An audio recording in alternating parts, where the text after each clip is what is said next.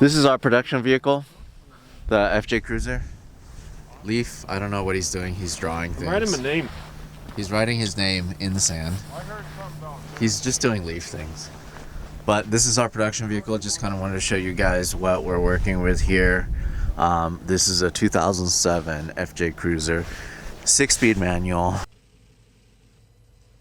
It's supercharged as of recently, thanks to Magnuson Superchargers. It has king shocks. It has pretty much whatever goodies that it needs to chase proper off-road racing. Has some nice KC lights, LED lights that are kind of like the old school shape. It really is perfect, especially with these Yokohama Geolandar MT tires. It's honestly the perfect chase vehicle. It has enough room and it's a lot of fun to drive. And then that's Leaf drawing his name. Leif. All of our gear is back here. There's some recovery equipment, our pumps in case we need to air down, all of my camera gear, all of Leaf's camera gear, some Max tracks in case we get stuck in some sand. Of course, we have the essentials here, you know, toilet paper, wet wipes, trash bags, and you cannot forget the one and only Sriracha. We need this. We need this. The bare necessities. Yeah, the bare necessities. Water? No. Sriracha? No. Yeah. Man, it's really come along since I started this project. I mean, it started as I just needed a 4-wheel drive truck to chase racing. You know, in stock form, I realized that it was just not that good. I mean, it was pretty good for chase duty, but you know, after all of this time, I've kind of learned in terms of what we actually need to chase proper off-road racing. For example, this week we're going to use the FJ to chase the 2021 King of the Hammers. Pretty much all the races except for the motorcycle race. We have people that we need to follow, athletes, you know, friends of Hoonigan, all of that. But I just wanted to give you guys an update after the Supercharger install. It is a world of difference.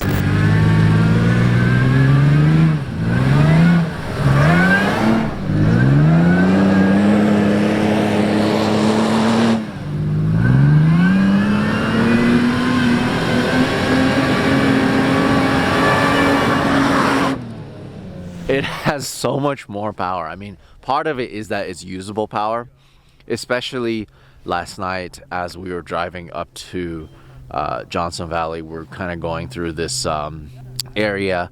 Normally, I would have to shift down. Legitimately, I'd have to shift down sometimes to 4th gear, and I would have to pin it just to get up this really long hill on the 15 freeway, actually. I was able to leave it in 6th gear, which is so weird. I mean, plus it sounds amazing. It has that really nice defined supercharger whine. This being a 6-speed manual, I absolutely love driving this on and off-road. You know, and now that I've actually taken it off-road and I've used the truck with the supercharger in low range, every gear is just so much more usable because every gear just has so much more power. I mean, even though technically I think it's only 60 wheel horsepower or 65 wheel horsepower added, it's made such a big difference.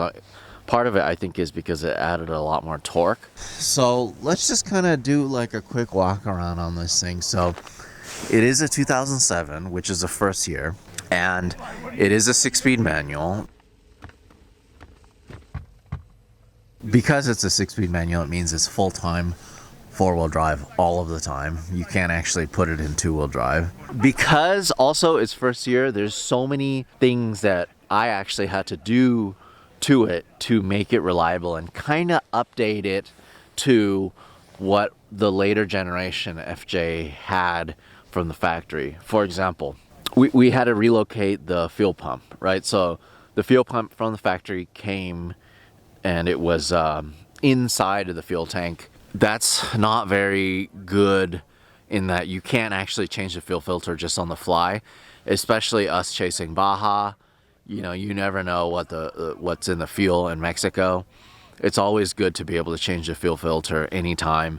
So now we changed to Mark IV Supra pump, and it's relocated to the outside, and we can actually change the filter anytime. A couple other things, like we had to strengthen the motor mounts where the motor is actually attached to the frame. The first generation FJs are notorious for having like the actual motor mounts crack, which is really bad. I mean, generally speaking, that happens more to trucks that live in a colder climate. But just to be safe, since I'm off-roading this thing so hard, I figured I'll upgrade the motor mounts, and DMZ Fab actually makes them, and he welded them in for me. So those are strengthened. A couple other things. The actual manual transmission, it has a problem from the factory. I think the whole throwout bearing system, all of that kind of wears down, and it's just not very reliable, surprisingly, for a Toyota. So we actually changed to a GM throwout bearing, and it's so much easier to shift. It's so much easier to actually handle. It disengages a lot smoother.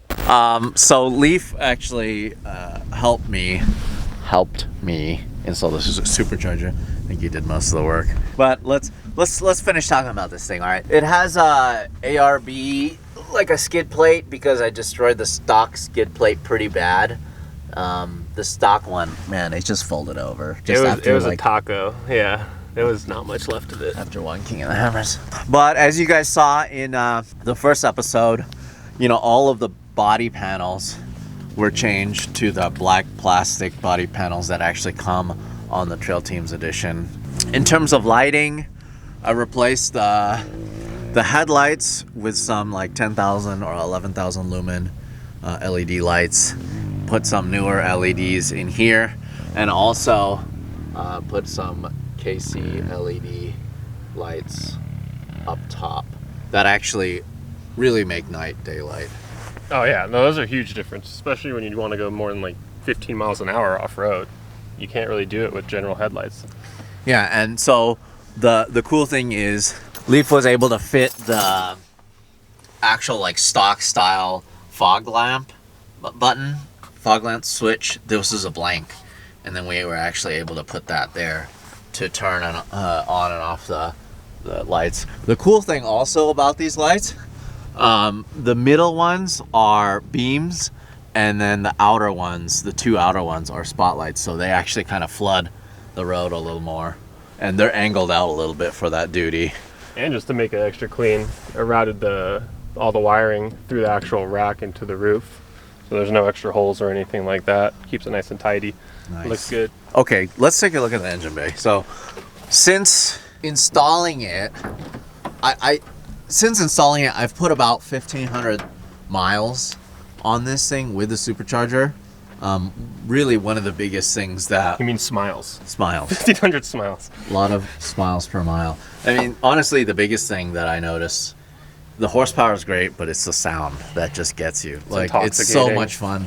Especially off-road, when you hit a bunch of dips and you just have the skidding pedal floored, it just makes this like whiny noise, and it goes up and down. It's like, I don't know, it's just a fun tone that it makes.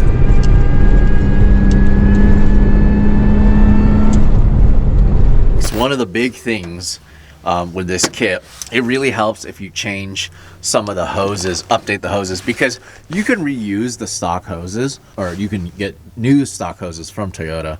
Yeah. But I think the key really is to switch to silicone hoses. So we switched a lot of the silicone hoses to HPS hoses, and they're just a lot more resistant to tearing or leaking. Still, some of the stuff that comes with the actual kit are still rubber, and we just leave those because they're fine. But a lot of the higher pressure ones and the one main artery hoses, we actually use the silicone ones. And the few of the ones under here are also silicone. Yeah, the ones underneath here, right underneath the throttle body, are all silicone. These actually were leaking because I think the stock ones, you know, it's an older truck now.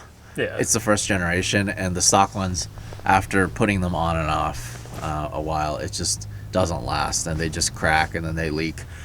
It's kind of interesting. This little sticker here, it matches kind of the rest of the theme, I guess, of the. It looks stock, honestly, and some of these, you know, the thing is, Magnuson created the kit for Toyota, and this specific kit actually was available as a dealer option. Yeah, it's like the TRD Supercharger clone in a sense. And so, I mean, that's, for me, is a really good thing as far as wanting to choose it, just because if Toyota trusted it for an OEM type of application, you can probably count on it being very reliable and not really causing many troubles or altering drivability. Other than that, the airbox is stock, and the reason why we keep it stock is because it just way better for filtering, especially out here, versus like a cone type filter. Optima battery, and that's pretty much it. Everything else is mostly stock. Interior, the biggest upgrade that we got recently is the rugged radio system. Communication is so key when it comes to following off-road racing, and we just kind of have the handheld unit just attached to here, so that way both the passenger and driver can communicate with the team on the ground. We also have this cool little 3D printed iPad mount, and the reason why we have this here also is for off-road navigation. We use lead nav to navigate off-road. That way we can kind of know when we're close to the course and when we're further away from the course. This Bully Dog monitoring system is pretty cool. It allows us to see, you know, temperature, RPM, mile an hour, just all of the data off of the OBD2 reader. It's pretty neat to have, especially it's good to monitor everything now that we have it supercharged. And the coolant temps have looked pretty good the whole time. It has been like a 3-degree difference the whole time we've been out here, which is very impressive. Yeah. Yeah. Oh, that's another thing that's up in the engine bay I forgot to mention. We do have an upgraded CSF all aluminum radiator. And the cool thing about this is for the automatic and the manual. And the automatic actually has a tranny cooler. And it's built in here. So we're actually not even using it. So we actually... Plugs. Yeah, well, it's not plugged, but it's just there. And so part of this core is for tranny cooling, but obviously we don't need that because this is a manual transmission. I mean, that's kind of the fun thing about this. This is a mild build, and this is just something where we've built everything just for chasing race trucks. That's it. So in this center panel here, added a couple USB plugs because these were blanks. This has an inverter, which is pretty cool. We can charge our batteries. This does have a rear locker, and I've had to use this a couple times to get out of sticky situations. This is the Toyota's A-Track traction control. I don't really use this. I feel like I have enough off-road experience to kind of get around using traction control, but I guess it's good to have. This does have a really interesting feature that essentially this turns into a hybrid electric car, because there's this button here called clutch start cancel, and what happens, that's actually designed for when you're on the rocks and you're trying to crawl over something and you stall it, right? So yeah, once you stall it, you push that button and then you actually crank the motor, and the starter moves this truck along, and not only does it move it, it starts the truck again.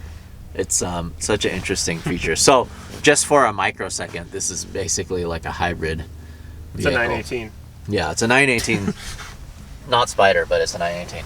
Yeah, most people don't realize is that, I mean, you see, especially when you're out here at King of the Hammers, you see so many crazy built vehicles. But in order to chase the race, you don't really need something that insane. I mean, obviously, if you want to go faster, suspension helps, tires are definitely good just as far as protection from flats. But something, I mean, this is a very capable vehicle, but something like this is more than enough to basically get you anywhere out here at any location in order to chase the race very successfully. Part of it, honestly, is having the experience off-road and huge. being able to at least read the terrain a little bit just to keep you out of sticky situations. All right, so we're gonna go up this hill, and I don't know, maybe you guys will hear some supercharger noises.